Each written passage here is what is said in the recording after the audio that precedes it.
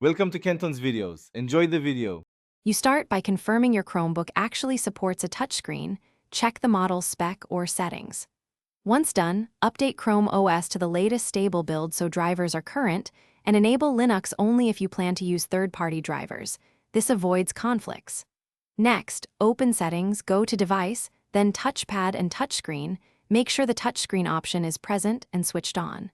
These steps establish a supported, updated environment for the deeper fixes that follow. Now you verify the system detects touch hardware. Open Chrome, //System and inspect input device listings for touch or digitizer entries. This confirms driver-level recognition. If the device isn't present, reboot into recovery or guest mode to rule out profile issues, and only consider power wash after backing up because it restores defaults. If comfortable, power off and check internal connectors.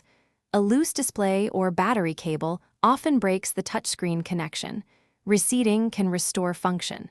Make sure to follow anti-static precautions when opening. To finish, run the built-in diagnostics under About Chrome OS and use the touchscreen test to see if taps and swipes register.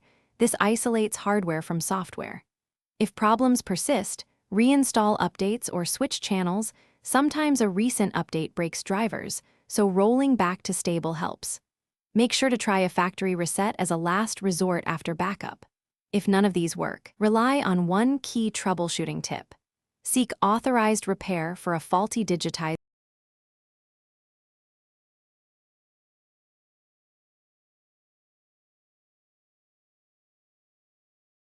Thanks for watching. Consider subscribing if we helped you.